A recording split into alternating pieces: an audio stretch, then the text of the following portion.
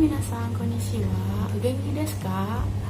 Watashi wa genki desu. Dan semoga kalian tetap baik-baik aja ya di rumah. Di sini, oke, untuk mempersingkat waktu nih, di sini aku bakal mempresentasikan tentang anime yang pernah booming pada masanya, bahkan sampai sekarang masih menjadi anime favorit mungkin ya, yaitu anime Koe no Katachi.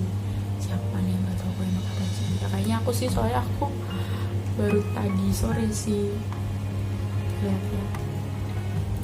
Nah, tentang Koe no Katachi ini sendiri, Koe no Katachi ini diproduksi oleh Kyoto Animation dan dirilis pada September 2015. Dan dia itu sebenarnya adaptasi dari manga karya Yoshitoki Oima dengan judul yang sama dan dirilis sebagai comic one shot pada tahun 2011. Lalu diterbitkan lagi sama Weekly Shonen Magazine sebagai serial manga pada tahun 2013. Nah, anime ini genrenya itu drama, school dan shonen. Dan kalau ngebaca review orang-orang yang udah ngelihat ini, itu animenya tuh lebih padat gitu daripada manganya. Jadi banyak banget yang suka sama anime ini, movie anime ini.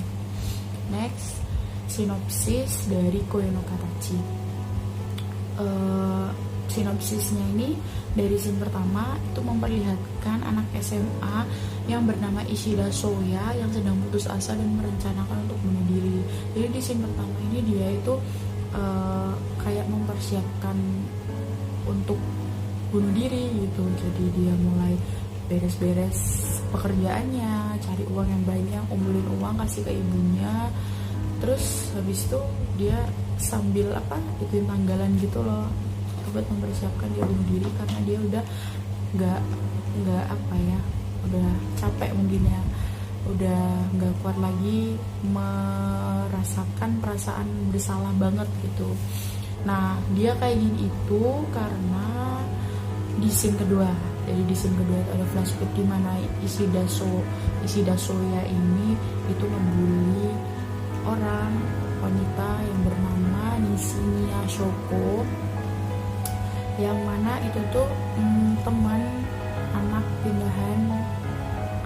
pindah ke sekolah dia pada saat SD tuh. Nah, dari situlah dan sini-sininya ini tunarungu, makanya dia dibully sama Ishida. Sebenarnya nggak Ishida doang sih, tapi beberapa temennya, ya semua teman di sekitar Ishida itu juga ngebully. Cuman yang menonjol itu Ishida. Dan ya pada akhirnya ketika ada apa-apa sama sini-sininya ini, yang disalahin pertama itu Ishida.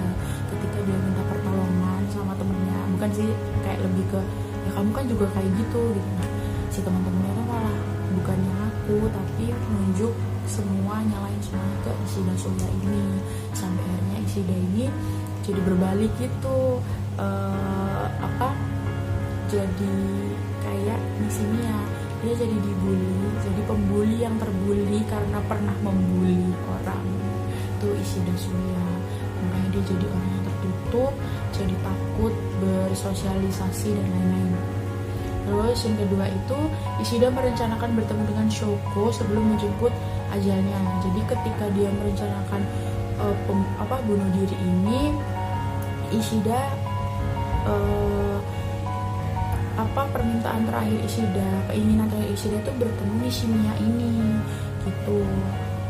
Dan pas ketemu dia cuma mau ngasih buku doang. Jadi ada buku komunikasi dari buku Nishinya sih itu ada di dia, jadi mau dikembaliin gitu loh. Nah,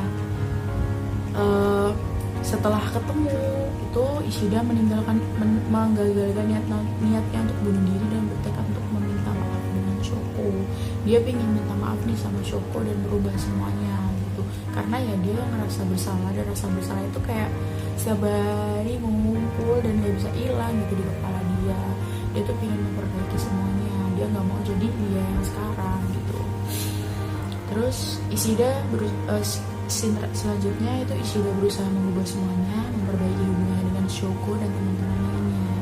Bukan hanya sama Shoko aja, karena sejak saat itu dia tuh juga sama teman-temannya yang jadi dijauhin gitu, kayak efek domino karena perbuatan dia sih ke Shoko ini. Lalu scene selanjutnya Ishida menyelamatkan Shoko ketika Shoko ingin bunuh diri.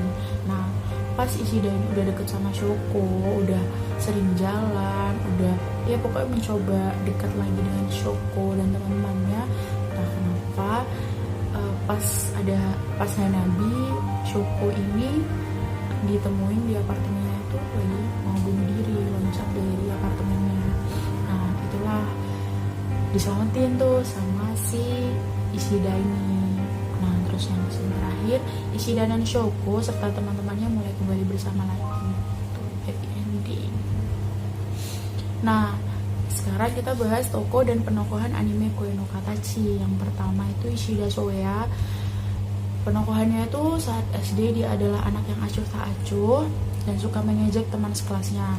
Namun karena insiden yang terjadi pada masa itu membuat dirinya mengucilkan diri sendiri dan dikucilkan pula oleh sekitarnya. Lalu yang kedua itu Nishimiya Shoko. Nishimiya Shoko ini adalah gadis tunarungu yang mengalami kesulitan selama perpindahannya di sekolah barunya ini. Dia kurang diterima dengan baik oleh teman-temannya yang membuat dirinya sampai pindah sekolah lagi karena hal tersebut. Padahal sebenarnya yang dia pinginin itu hanya berteman dengan yang lainnya. Dan yang ketiga itu adalah karakter Mishiya Yuzuru, itu adik dari Nishimiya Shoko. Dia ini adalah anak yang sangat bertanggung jawab dan sangat perhatian kepada Shoko. Dia melakukan apapun yang terbaik untuk kakaknya Shoko sampai terkadang dia lupa dengan dirinya sendiri. Jadi ada beberapa scene di mana dia benar-benar kayak care banget sama kakaknya sampai ya dia tuh sampai nggak mikirin dirinya sendiri. Dia lupa sama nggak lupa sih, dia nggak sekolah, dia buntutin kakaknya kemana-mana cuma demi kakaknya biar nggak terbully lagi dan nggak ada keinginan untuk bunuh diri. Lalu yang ketiga, Ueno Naoko, ini teman sekelas Ishida dan Shoko. Dia sejak awalnya baik, mau berteman sama si Nishimiya, cuman dia kayak kurang bisa mengerti perasaan Nishimiya, jadi dia kesel-kesel sendiri gitu loh. Dan setelah itu dia langsung benci sama Shoko karena dia ngerasa sangat sulit untuk memahami seseorang seperti Shoko, dan menurut dia Shoko juga nggak bisa memahami dia. Dan namun sebenarnya dia hanyalah orang yang terlalu jujur dengan perasaannya. Jadi emang dia anak yang belak-belakan gitu loh. Kalau semua orang ini kayak gini ya dia ngomong kayak gini gitu. Dan yang karakter keempat itu namanya Sahara Miyoko. Ini teman dekat Shoko. Jadi Sahara adalah orang yang berteman dekat dengan Shoko pada saat Shoko dikucilkan. Jadi cuma Sahara doang ini yang mau nih jalan bareng, apa-apa bareng sama si Nishimiya ini. Cuman jeleknya si Sahara ini nggak ngelakuin apa-apa dan lebih memilih diam ketika si Shoko ini kenapa-napa. Lalu yang nggak tahu keberapa selanjutnya itu namanya Kawai Miki. Kawai Miki kebalikannya dari Ueno, dan ini benar-benar karakter yang saya nggak paling saya suka. Jadi dia ini baik, ngomongnya tutur katanya baik, bagus, halus, cuman sebenarnya dia tuh juga ikut ini loh, ngejauhi Shoko gitu. Dan secara tidak langsung juga dia ngebunuh Shoko. Jadi kayak dia lebih ke playing victim dan manipulatif sih kalau menurut saya pribadi. Lalu selanjutnya Nagatsuki Tomohiro. Nah ini temennya si Ishida di waktu SMA. Jadi dia benar-benar best friendnya Ishida. Berawal dari ketidaksengajaan mereka bertemu pas Ishida ini nolong dia. Nah dari situlah mereka mulai deket gitu. Dan dari Ishida ini sendiri, dari mereka berdua ini akhirnya kayak Ishida tuh merasa, wah gue baru pertama kali ini punya best friend gitu.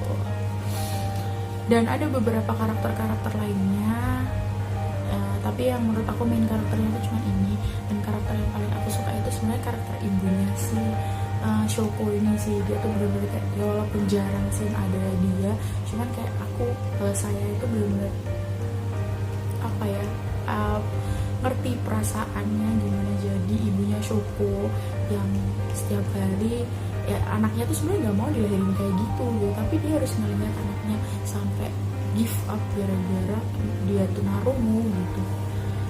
Dan ibunya tetap sabar, ibunya tetap nerima Shoko apa adanya, bahkan fasilitas apapun itu tetap dikasih sama ibunya. Lalu yang terakhir, pesan moral dari anime Koe no Katachi ini sendiri. Pesan moralnya itu ada 4. Yang pertama itu saling menerima kekurangan orang lain. Nah, saling menerima kekurangan satu sama lain ini itu diperlihatkan bahwa kita sama-sama struggling untuk mengerti satu sama lain. Kita yang merasa normal harus ngasih effort lebih untuk mengerti Nishimiya.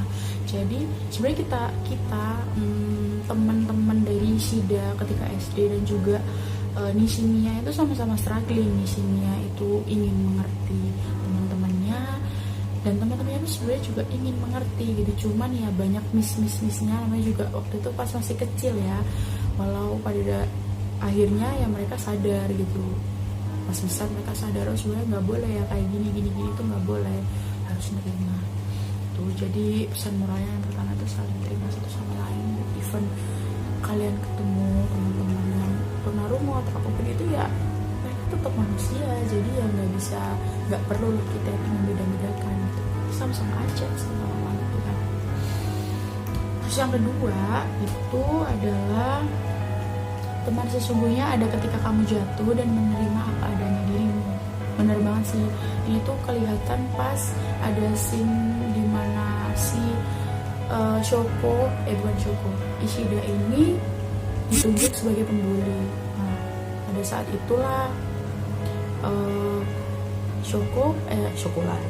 Ishida ini langsung dijauhin dan benar-benar kelihatan banget teman-teman yang dari awal itu teman sama Ishida langsung ngejauh semuanya, bener-bener malah ikut ngebully juga gitu. Dan di situ kita bisa tahu mana teman beneran kita, real friends kita tuh kita tahu. Dari situ pula dia kayak punya trust issue, si Ishida ini punya trust issue pertemanan yang bikin dia itu semakin hari semakin takut sama yang namanya orang gitu. Dia takut bersosialisasi, dia takut sama apapun yang berhubungan dengan manusia gitu.